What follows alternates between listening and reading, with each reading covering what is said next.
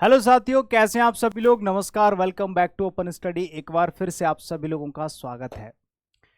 आज आप लोगों को पता ही है, क्लास जो है कंजंक्शन की क्लास है और प्रैक्टिस क्लास है। सभी लोग ज़रा ध्यान से सुनना।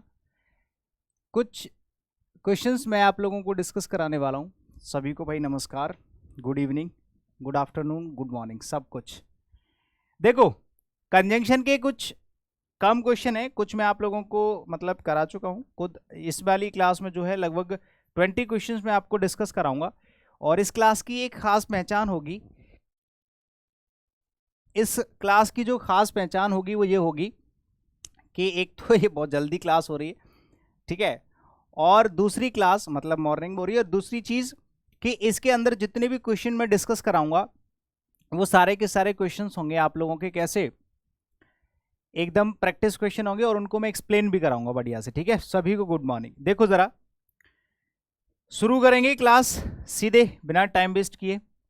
हर एक क्वेश्चन को डीप आप लोगों को बढ़िया तरीके से समझना है, जो भी उसके अंदर कॉन्सेप्ट है उसको डिटेल में समझना है। ठीक है, चलिए तो पहला क्वेश्चन आप लोगों के सामने है, देखो और मुझे इसका आंसर करके बताओ सभी लोग। शिवम सिंह है और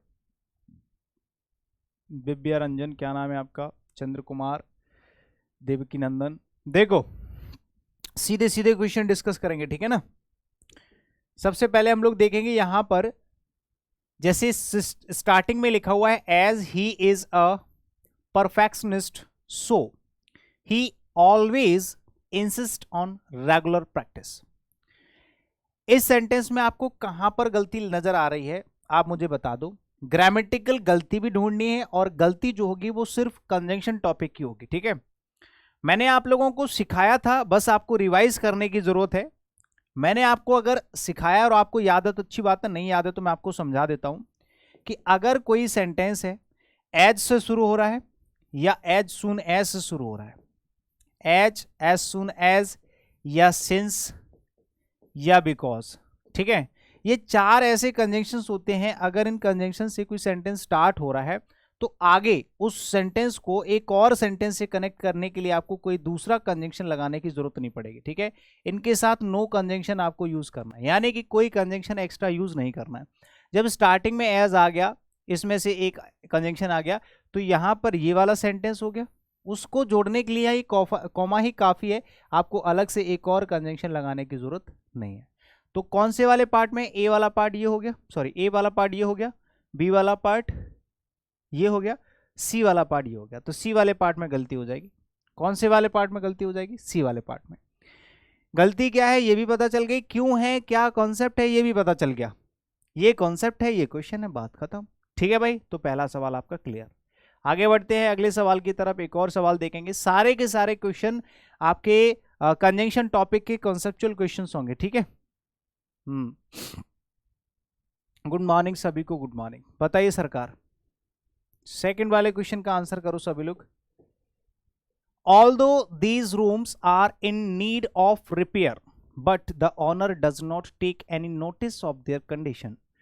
हालांकि ये जो रूम्स हैं ये एक तरीके से रिपेयर की कंडीशन में है, मतलब इनको रिपेयरिंग की जरूरत है, बट हमारा जो ऑनर है वो इसकी तरफ बिल्कुल भी ध्यान नहीं देता है, इनकी कंडीशन की तरफ बिल्कुल भी ध्यान नहीं देता है। बताओ भाई सभी लोग, अनिल शाह क्या दिक्कत है? ये सेकंड क्लास फर्स्ट क्लास क्या कह रहे हो, पढ़ लो। मैंने आपको यह भी सिखाया था कि अगर किसी सेंटेंस में ऑल दो और दो में से कोई भी एक कंजंक्शन आता है तो इनके साथ वाले जो कंजंक्शन होते हैं, यानी कि पेयर कंजंक्शन आप उनको बोल सकते हैं सिंपल भाषा में, या फिर कोरिलेटिव कंजंक्शन बोल सकते हैं ग्रामेटिकल लैंग्वेज में। ठीक है, तो ऑल दो हो या दो हो, इनके साथ में या तो यट लगा सकते हैं या फिर सिंपली कॉमा लगा दोगे तो भी सेंटेंस आपका सही हो जाता है। इसने यहां पर कंजंक्शन लगा दिया है बट, और बट के साथ साथ कॉमा भी लगा दिया, तो आपको बट हटा करके या तो यट लगा दो सिंपली या फिर कॉमा लगाए तो भी आपका सेंटेंस सही हो जाएगा।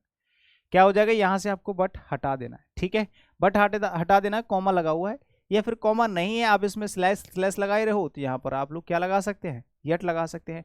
अभी आपको बस कुछ नहीं करना, यहाँ से बट को हटा देना है, इतना कर दोगे आपका सेंटेंस सही हो जाएगा, बात खत्म। ठीक है, अगर यट लगाते हो, नहीं लगाते हो तो ज़्यादा अच्छा है, लगाते हो तो भी गलत नहीं होगा, लेकिन नहीं लगाओगे तो ज़्यादा अच्छा है, क्योंकि ऑल दो के साथ कॉमा आता है और दो के साथ में येट होता है प्रेफरेबली, ऐसा फिक्स नहीं है, ठीक है। लेकिन फिर भी यहाँ पर कॉमा लगा हुआ है ऑलरेडी, तो आप बट को हटा दो, येट लगाने की जरूरत इसमें नहीं पड़ेगी। तो ए वाला पार्ट, बी वाला पार्ट, सी वाला पार्ट, तो सी वाले पार्ट में गलती है, जिस पार्ट में गलती वही आपका आंसर। समझ में आ गई बात है? बट नहीं होगा, बिल्कुल सही है शिवम, सचिन, देवकीनंदन। आगे चलिए एक और सवाल, क्वेश्चन नंबर 3 का जवाब देना। The teacher asked the students to go to market and buy some fruits as apple, oranges, guavas। बताओ, मैंने आपको 2 कंजंक्शन सिखाए थे, याद हो तो। 10 सेकंड का टाइम होता है आप लोगों के पास, 10 सेकंड में अगर जवाब देते हैं पढ़ते पढ़ते क्वेश्चन का, तब तो ठीक है, तब तो आप हो सच्चे स्टूडेंट के, हाँ भाई आप ओपन स्टडी से पढ़ रहे हो, है ना। अच्छा, कल लिया है बैच सर फर्स्ट क्लास। भाई आपको क्या करना है, क्लासेस एक क्लास नंबर 1 से देखना शुरू करना है, ठीक है, क्लास नंबर 1 से देखना शुरू करना है। देखो मैंने आपको कल की क्लास में ही, मतलब आपको कंजंक्शन की क्लास में सिखाया होगा एज और लाइक में क्या फर्क होता है, अगर नहीं पता है तो सीख लो। एज और लाइक, लाइक एक तरीके से प्रपोजिशन की तरह काम करता है, एज एक तरीके से कंजंक्शन की तरह काम करता है। एज अगर सेंटेंस में यूज करोगे तो इसके बगल में सेंटेंस लिखा होना चाहिए, अगर सेंटेंस को कनेक्ट कर रहे हो तो एज का काम है, अगर किसी नाउन या प्रोनाउन को कनेक्ट कर रहे हो तो आपको किसको ऐड करना है, लाइक से ऐड करना है, ठीक है। यहां पर एज के बाद एप्पल्स क्या है, नाउन, ऑरेंजेस क्या है, नाउन, गुआवाज क्या है, नाउन, ईटीसी लगाओगे सब नाउन है, तो यहां पर आपको एज नहीं लगाना है, लाइक लगाना है। यानी कि किसी भी चीज की सिमिलरिटी दिखाने के लिए हम लोग लाइक यूज करते हैं, किसी भी एक्शन की सिमिलरिटी दिखाने के लिए हम एज का यूज करते हैं। As is used for the similarity of action and like is used for the similarity of another noun और प्रोनाउन। क्लियर? तो यहाँ पर नाउन या प्रोनाउन का कंपैरिजन करोगे या उसकी सिमिलरिटी दिखाओगे तो लाइक लगाना पड़ेगा। तो उसने कहा कि कुछ फ्रूट खरीद के लाओ, जैसे कि एप्पल हो गया, ऑरेंज हो गए, गुआवाज हो गए, ठीक है। तो ये आपका डी वाले पार्ट में गलती है और जिस पार्ट में गलती होगी वही आपका आंसर हो जाएगा, डी वाले पार्ट में गलती है। क्लियर है सभी को? किसी को कोई दिक्कत तो नहीं है? आगे बढ़ जाओ, नेक्स्ट। बताओ भाई, इस वाले सवाल का जवाब बताना सभी लोग, कौन बताएगा? क्वेश्चन नंबर 4 का जवाब दो सभी लोग।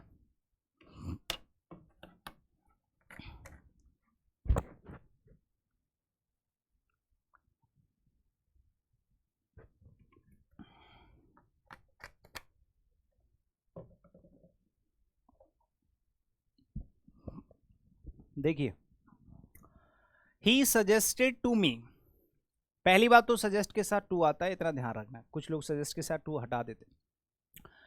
That I should do all the work as quickly like, as quickly like. देखो एज क्विकली लाइक नहीं होगा, पहली बात तो एज होगा। अब आप कहोगे कि सर आपने कहा था कि लाइक के बाद में नाउन प्रोनाउन आ सकते हैं, लेकिन प्रॉब्लम यह है कि एज और सो और एज ये पेयर होते हैं, ठीक है। इनके बीच में या तो कोई एडजेक्टिव हो सकता है या कोई एडवर्ब हो सकता है, ठीक है। As much as soon as good as quickly as adverb है, तो कोई दिक्कत नहीं है। तो यहाँ पर लाइक जो है वो पेयर नहीं है, अकेला एज या अकेला लाइक आएगा तब आपको लाइक के साथ में नाउन या प्रोनाउन यूज करना है। ये पेयर में आ रहा है, एज के साथ एज लगाना भाई, तो एज के साथ एज लगाना, बीच में एडवर्ब आ रही है, ये कंपैरिजन के लिए यूज किया जा रहा है।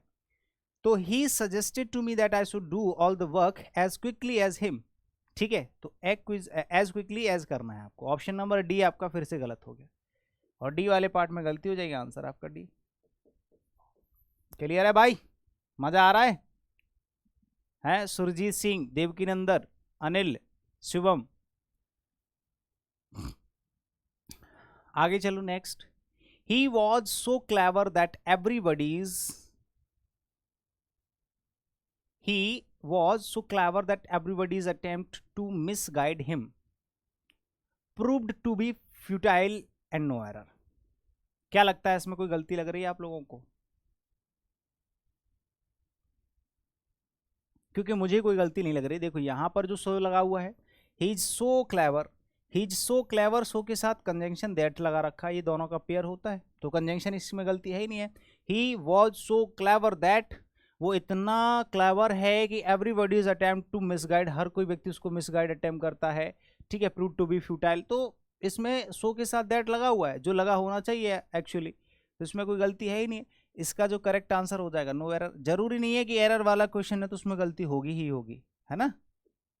1%, 2%, 5% ऐसे क्वेश्चन भी पूछे जाते हैं जिनका जो है कोई उसमें गलती नहीं होती है, ठीक है।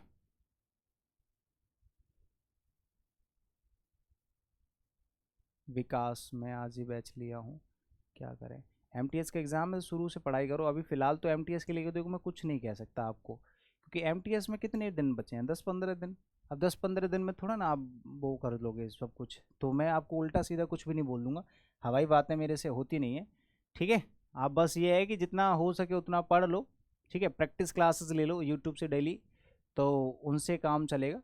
बाकी ये जो सारी क्लासेस आप लोगों की फाउंडेशन बैच की हैं, इनको आपको एकदम जीरो से लेना पड़ेगा, एक एक करके, और इनको टाइम देना पड़ेगा, तसल्ली पूर्वक पढ़ना पड़ेगा। ऐसे हवड़ हवड़ में कहीं से पढ़ लोगे तो आपका रिदम और ख़राब हो जाएगा, ठीक है। तो 10 दिन में 15 दिन में कोई तैयारी नहीं होती है, मैं आपको कभी गलत सजेस्ट नहीं करूँगा। नो सूनर से जब सेंटेंस स्टार्ट होता है तो पहली चीज़ तो इन्वर्जन लेता है। इन्वर्जन में क्या होता है, हेल्पिंग वर्ब को सब्जेक्ट से पहले लिख दिया जाता है, जो कि ऑलरेडी लिखी है, तो इसमें गलती तो है नहीं है, इन्वर्जन बना हुआ है। लेकिन नो सूनर के साथ में आगे कंजंक्शन हम लोग देन लगाते हैं, THAN, वो अगर होगा तो सेंटेंस सही है, अदरवाइज नहीं। ये क्या करते हैं, हार्डली स्कार्सली के साथ वैन आता है, वैन, तो ये नो सूनर के साथ वैन लगा देते हैं। और नो सूनर के साथ देन आता है, ये हार्डली स्कार्सली के साथ देन लगा देते हैं। दोनों में कंफ्यूजन होती है, ठीक है। ऐसे क्वेश्चन जब भी आपको मिलेंगे तो no sooner did he find out any solution to the problem, when की जगह आपको कंजंक्शन देन लगाना है। ये इसका पेयर कंजंक्शन होता है, ये इसका कोरिलेटिव कंजंक्शन होता है। नो सूनर के साथ THAN आता है, क्यों आता है, क्योंकि कंपैरिजन होता है इसमें, ठीक है। तो ऑप्शन नंबर सी आपका फिर से गलत हो, सी वाले पार्ट में गलती, आंसर आपका सी हो जाना है। समझ में आ गई बात है। वेरी गुड शिवम सिंह, शाबाश। चलिए आगे चलते हैं, अगला सवाल नेक्स्ट एक और। नॉट ओनली, ये थोड़ा सा आप लोगों को क्रिटिकल सा लगेगा, अजीब सा लगेगा, लेकिन मैं आपको ऐसे बता दूंगा।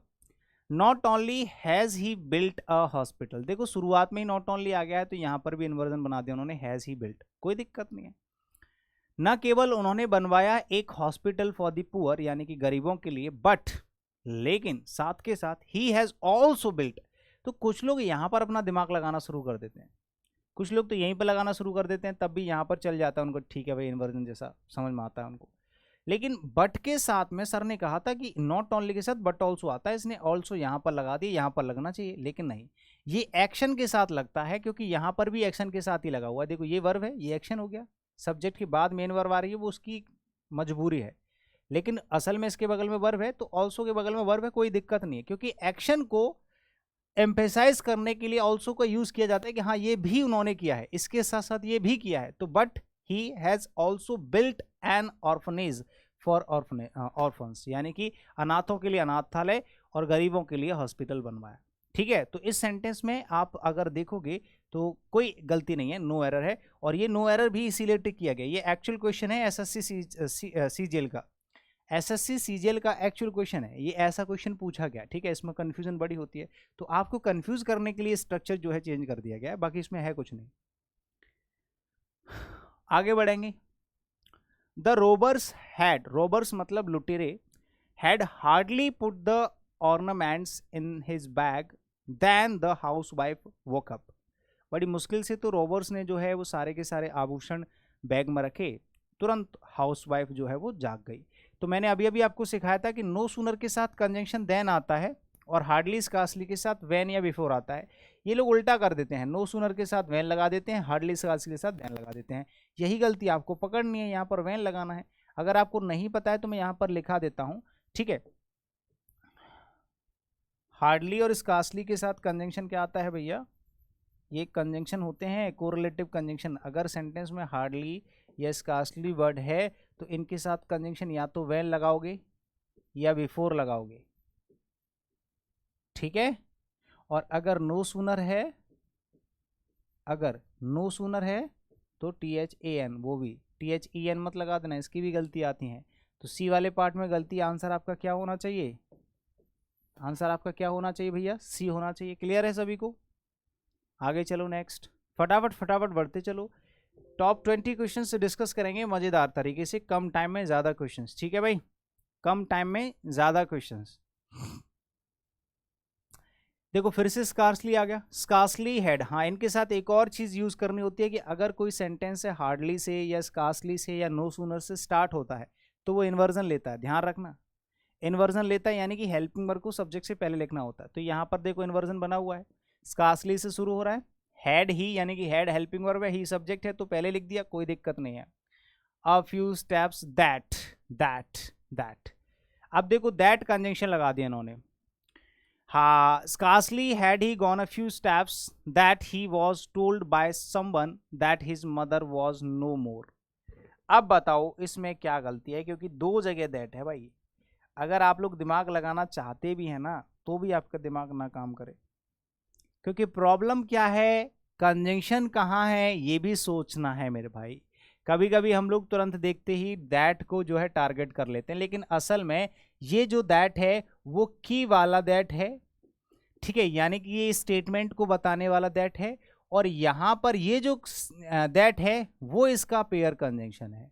यानी कि इस वाले स्टेटमेंट को जोड़ने के लिए जो स्कार्सली के साथ जो कंजंक्शन लगाया इन्होंने वो ये वाला कंजंक्शन है, ना कि ये वाला, क्योंकि ये तो स्टेटमेंट इसी का है। वो कह रहा है कि scarcely had he gone a few step, मुश्किल से वो कुछ ही स्टेप चल पाया था, that he was told by someone, वहीं पर किसी के द्वारा ये कही गई बात कि हिज मदर वॉज नो मोर, उसकी माता जी, हाँ नहीं उल्टा बता दिया मैंने उल्टा बता दिया। ये वाला जो दैट है वो इस वाले स्टेटमेंट के लिए है, और ये वाला जो दैट है वो स्कार्सली का कंजंक्शन है। उल्टा बता दिया मैंने, ये वाला जो दैट है वो स्कार्सली का कंजंक्शन है, पेयर कंजंक्शन है, और ये वाला दैट जो है वो आने वाले स्टेटमेंट के लिए, आने वाले स्टेटमेंट के लिए। जैसे यहाँ पर जो रिजल्ट आया है कि उसको किसी के द्वारा कहा गया, मतलब उससे किसी ने कहा कि भाई तेरी माता जी नहीं रही हैं अब, ठीक है, तो ये स्टेटमेंट किसी के द्वारा कहा गया है, तो कंजंक्शन जो होगा वो पहले वाला दैट होगा। तो आपको पहले वाले दैट को ही चेंज करना। हार्डली स्कार्सली के साथ क्या आता है, वैन या बिफोर, तो आपको यहाँ पर वैन लगाना है, यानी कि ये ए पार्ट है, ये बी पार्ट है, और ये सी पार्ट है। तो सी वाले पार्ट में गलती हो रही है। कौन से वाले पार्ट में गलती हो रही है, सी वाले पार्ट में। Scarcely had he gone a few steps when he was told by someone that his mother was no more। चलिए, तो 9वां क्वेश्चन आपको समझ में आ गया होगा, सी वाले पार्ट में गलती है। क्लियर है सभी को? आगे चलते हैं नेक्स्ट। चलिए एक और सवाल का जवाब जल्दी बताओ।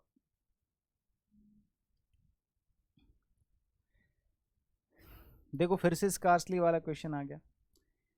Scarcely had I walked out of my house, बड़ी मुश्किल से मैं घर से बाहर निकला ही था, वैन, हार्डली स्कार्सली के साथ इस बार तो वैन लगा के दिया है, when I saw my friend coming towards me, जब मैंने अपने दोस्त को आते हुए देखा अपनी तरफ।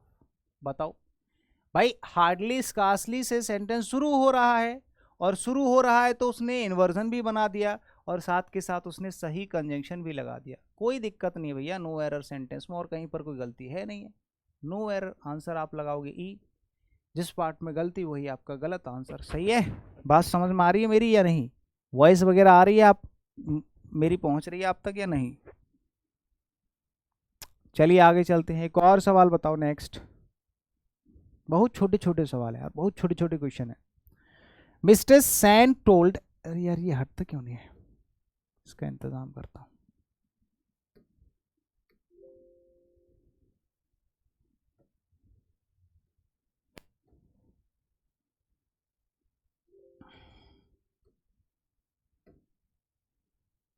देखो, mister Sen told me that though her son had worked hard, but he failed to make any mark in the examination, in the last examination। देखो मिस्टर सैन ने कहा मेरे से कि हालांकि, दैट दो मतलब हालांकि, यद्यपि होता है, ऑल दो और दो, मैंने अभी अभी आपको सिखाया था, ऑल दो और दो के साथ में यट या कॉमा आता है। हर सन हैड वर्कड हार्ड, हालांकि आपके बेटे ने बहुत मेहनत करी है, लेकिन ये सुनने में आपको सही लगेगा, बट लेकिन यहां पर आपको यट यूज करना है, या तो यट यूज करो या कॉमा। ऑल दो होता तो कॉमा ज्यादा अच्छा लगता, दो है तो यट लगाना ज्यादा आपको सही लगना चाहिए, ठीक है। तो बी वाले पार्ट में गलती है, ऑल दो और दो के साथ में यट या कॉमा आता है, बात खत्म, ठीक है, शाबाश। तो बी वाले पार्ट में गलती है, जिस पार्ट में गलती वही आपका आंसर, आंसर बी। क्लियर सभी को? बहुत बढ़िया, आगे चलिए next. Hardly had the speaker finished, बड़ी मुश्किल से स्पीकर ने सब चीजें फिनिश करी, then the lights went out.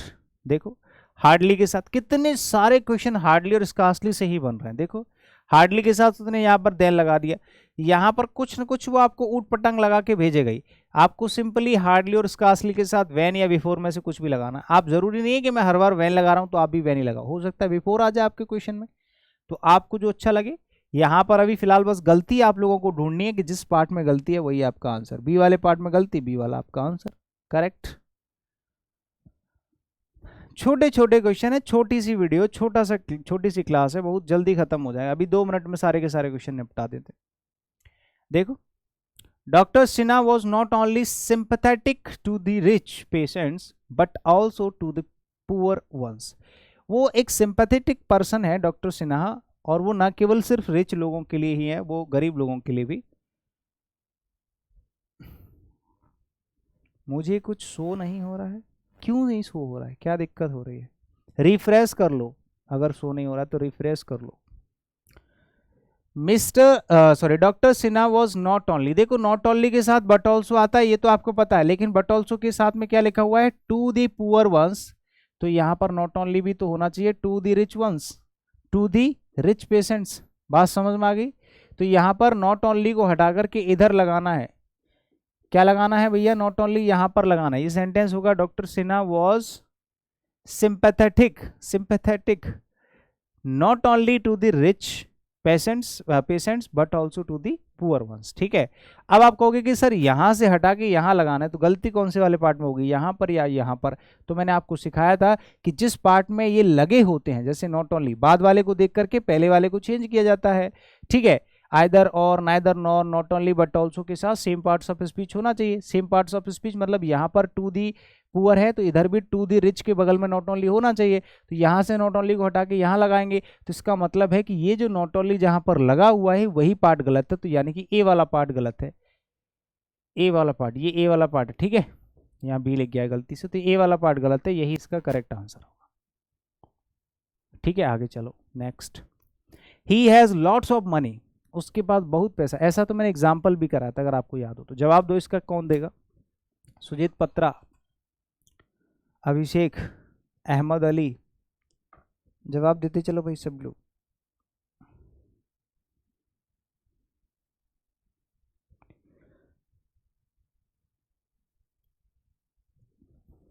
मैंने आपको सिखाया था कि जब भी हम किन्हीं 2 पॉजिटिव सेंटेंसेस को जोड़ते हैं, इधर भी एक पॉजिटिव सेंटेंस है और इधर भी एक पॉजिटिव सेंटेंस है, पॉजिटिव पॉजिटिव को जोड़ने के लिए एंड लगाते हैं और पॉजिटिव नेगेटिव को जोड़ने के लिए बट लगाते हैं। और ऐसा मैंने एग्जाम्पल भी दिया था कि उसके पास बहुत पैसा है, लेकिन वो he dare not start a factory, वो फैक्ट्री स्टार्ट नहीं कर सकता, उसकी इतनी हिम्मत नहीं है कि वो फैक्ट्री स्टार्ट कर दे। तो यहाँ पॉजिटिव पॉजिटिव को जोड़ने के लिए एंड आता है, लेकिन यहाँ तो नेगेटिव हो गया बाद वाला, तो यहाँ आपको बट लगाना है। बट हमेशा नेगेटिव सेंस के लिए ही इस्तेमाल होते हैं। ठीक है, तो यहाँ पर जो गलती हो जाएगी, ए वाला पार्ट, बी वाला पार्ट, बी वाला पार्ट, यानी कि आंसर आपका क्या हो जाएगा? बी हो जाएगा। क्लियर? आगे चलिए next. The news man was doubtful, जो न्यूज मैन है वो डाउटफुल है। मैंने आपको ये भी सिखाया था कि डाउट और डाउटफुल के साथ में क्या लगाते हैं, अगर नहीं सिखाया तो मैंने यहाँ पर दोबारा समझा देता हूँ। डाउट,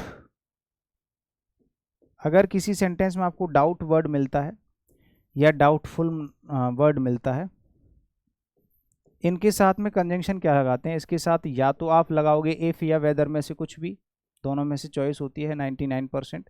1% अगर आगे और आता है तो वहाँ सिर्फ वेदर आता है और कुछ नहीं आएगा।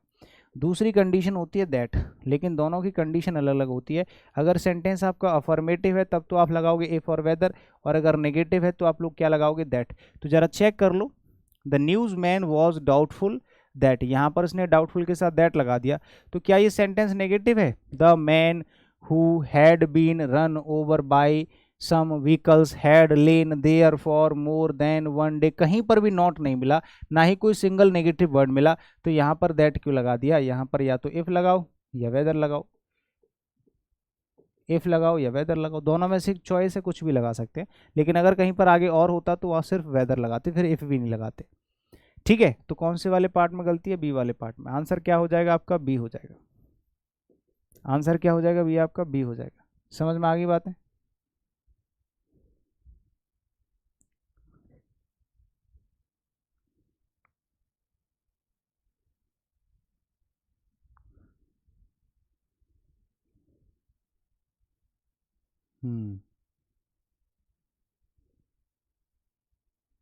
चलिए आगे चलते हैं। Because he is intelligent therefore he gets good marks in all the examination, क्योंकि वो इंटेलिजेंट है इसीलिए हर एग्जामिनेशन में अच्छे मार्क्स लेकर के आता है। तो भाई इसमें गलती आपकी है कि गलती उसकी है? बताओ इसमें। यहाँ पर एक चीज जो है मैंने सबसे पहले वाले सवाल में ही बताई थी, सबसे पहला वाला जो क्वेश्चन आया था उसी में मैंने आपको सिखाया था, because he is intelligent therefore he gets good marks in all the examinations. देखो भाई, यहाँ पर आपको एक चीज़ का विशेष ध्यान रखना है कि अगर कोई सेंटेंस है शुरुआत में ही एज या एज सुन एज या सिंस या बिकॉज आता है तो आपको क्या करना है मेरे भाई? वहाँ पर आगे कोई कंजंक्शन नहीं लगाना है। जब शुरुआत में बिकॉज आ गया तो यहाँ पर ये कॉमा लगा, ये काफ़ी है, आपको यहाँ एक और एक्स्ट्रा कंजंक्शन नहीं लगाना है, देयरफॉर हटा देना है बस। और जिस पार्ट में ये लगा हुआ है वही गलत है, बी वाले पार्ट में लगा हुआ ये आपका आंसर हो जाएगा, बात खत्म। क्लियर? देयरफॉर नहीं आएगा। अभिषेक द्विवेदी तुरंत आंसर कर देते एकदम छटाक, ऐसे शिवम कर देते हैं। बाकी सब ने आंसर किया है, दीपक यादव, सुरजीत, सुभाष हैं, शिवम हैं, अभिषेक हैं, विवेकानंद, देवकी नंदन, जितने भी हैं। चलिए आगे चलते हैं। Both the rich along with the poor, दोनों रिच भी और पुअर भी are responsible for a great many vices with which our society as well as country in inflicted. देखो, अगर किसी सेंटेंस में आपको बोथ वर्ड नजर आता है या बिटवीन नजर आता है, दोनों में से कुछ भी नजर आए, बोथ और बिटवीन, इनके साथ आपको कंजंक्शन लगाना है क्या? एंड। यहां पर अलोंग विद या एज वेल एज कुछ भी लगा हुआ मिलेगा आपको, उसको गलत करके आपको एंड लगाना है। ठीक है, बोथ के साथ और बिटवीन के साथ एंड आता है, सिखाया था मैंने? नहीं सिखाया तो अब सीख लो। बोथ के साथ एंड आता है, बिटवीन के साथ एंड आता है, और कोई अदर कंजंक्शन नहीं लगाना है। तो अलोंग विद को हटा करके एंड लगा दो। ऑप्शन नंबर ए आपका गलत हो जाएगा और यही आपका सही जवाब हो जाएगा।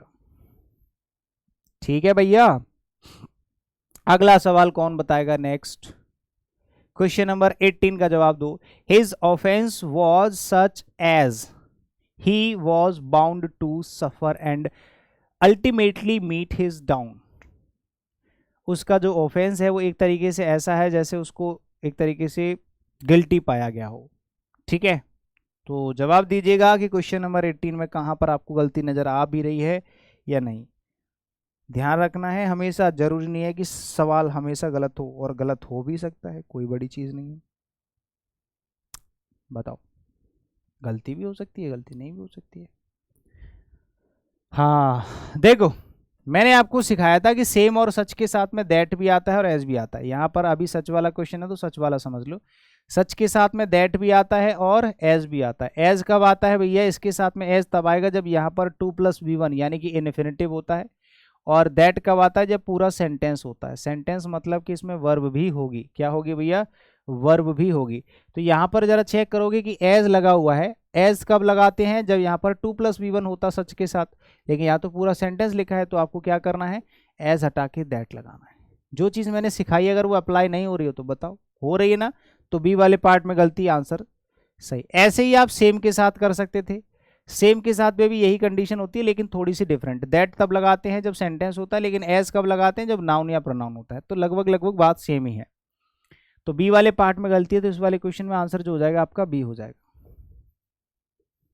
आगे चलते हैं, अगला सवाल next 19। She was too beautiful to be rejected. वो इतनी सुंदर है कि रिजेक्ट कर दी गई। By any young man who wished to make her his wife. हर एक यंग मैन के द्वारा उसको यंग जो है रिजेक्ट कर दिया गया। Who wished to make her his wife. Her his wife, हाँ, उसको अपनी वाइफ बनाने से। बताइए। तो टू वर्ड लगा हुआ तो नेगेटिव सेंस में है ना, इसीलिए रिजेक्ट हो गई बेचारी। चलो कोई बात नहीं, लेकिन इसमें लॉजिकल गलती कोई नहीं है, इसमें कोई ग्रामेटिकल गलती नहीं है। आप लोग देख पा रहे होंगे सी वॉज टू ब्यूटीफुल, कोई बात नहीं, यहाँ तक तो कोई गलतियाँ नहीं है। To be rejected passive voice बना दिया by any young man. Who relative pronoun है, विज्ड सेकंड फॉर्म सेकंड फॉर्म है, ये भी पास्ट है, ये भी पास्ट है। टू मेक, मतलब कहीं पर भी कोई गलती नहीं है। नो एरर इसका करेक्ट आंसर होगा, नो एरर इसका करेक्ट आंसर होगा भाई। हाँ चलिए, एक और सवाल है, जल्दी से फटाफट इसका आंसर कर दो, ये आखिरी सवाल है, final question of the class, जल्दी से जवाब करेंगे। सिंस शुरुआत में ही आ गया भैया, सिंस शुरुआत में आ गया। Since Diwali is fast approaching, Diwali है ना, हाँ। Since Diwali is fast approaching my teenager son has brought many fireworks as rockets, crackers, etc, ठीक है। All of which cost much, सारे के सारे महंगे थे। बताओ, लगाओ दिमाग, किसी का लग रहा हो तो बताओ भाई फटाफट सभी लोग। अभी मैंने सिखाया था सर, मैं राजस्थान से हूं और कहीं महीनों से इंग्लिश ग्रामर सीखने के लिए भटक रहा था। आप पढ़ाते हो, थैंक यू भाई, जय सिंह। देखो पहली चीज कि सिंस से सेंटेंस की शुरुआत हो रही है तो कंजंक्शन तो आना नहीं चाहिए, तो और बेसिकली यहाँ तक तो कंजंक्शन उसने लगाया नहीं है। लेकिन आगे जो कंजंक्शन लगा हुआ है वो एक्चुअली सिंस वाला कंजंक्शन नहीं है, वो कंजंक्शन नहीं है एक्चुअली, ये कंजंक्शन है ही नहीं है, तो कंजंक्शन तो हटा दिया। लेकिन आपको यहाँ एज को हटा करके लाइक लगाना पड़ेगा। लाइक कंजंक्शन है नहीं है, तो इसका इससे कोई कनेक्शन भी नहीं है। अब लाइक जो वर्ड है काम कर रहा है वो किसके लिए, रॉकेट्स के लिए, क्रैकर्स के लिए, ईटीसी। कोई भी नाउन या प्रनाउन लिखा होता है तो उसके लिए हम लाइक वर्ड इस्तेमाल करते हैं, सिखाया था। एज कंजंक्शन होता है, लाइक प्रपोजिशन होता है। कंजंक्शन होता तो इसका यहाँ से वैसे यूज नहीं होता क्योंकि स्टार्टिंग में सिंस लगा हुआ, लेकिन प्रपोजिशन तो यूज हो सकता है क्योंकि प्रपोजिशन तो अपने नाउन के लिए आ रही है। तो फिर से आपके सी वाले पार्ट में गलती हो जाएगी, एज की जगह लाइक, आंसर आपका सी। भाई साहब फाइनली आप लोगों के सारे क्वेश्चंस कंप्लीटेड। यानी कि अब देखो मैं आप लोगों को क्वेश्चन करा चुका, कॉन्सेप्ट में आपको पढ़ा चुका, तो अब इससे क्या होगा, बाकी के जो क्वेश्चन, जितने भी क्वेश्चन मैंने यहाँ पर डिस्कस कराए हैं, हर एक क्वेश्चन के अंदर मैंने एक एक्चुअल और एक लॉजिकल आपको एक्सप्लेनेशन भी दिया है, ठीक है, एक्सप्लेनेशन भी दिया है। तो सभी दोस्तों का बहुत बहुत शुक्रिया, होप सो कि आपको पूरी क्लास अच्छी लगी होगी, बढ़िया से सब कुछ समझ में आएगा, ठीक है। थैंक यू सो मच, शुक्रिया, टेक केयर, जय हिंद, बाय बाय। मिलते हैं अगले सेशन में कुछ बढ़िया सा लेकर के लिए, ठीक है। तब तक के लिए आप लोग, अच्छा एक चीज़ और हमेशा ध्यान रखना, एक चीज़ और, 1 मिनट बस वेट कर लो। देखो भाई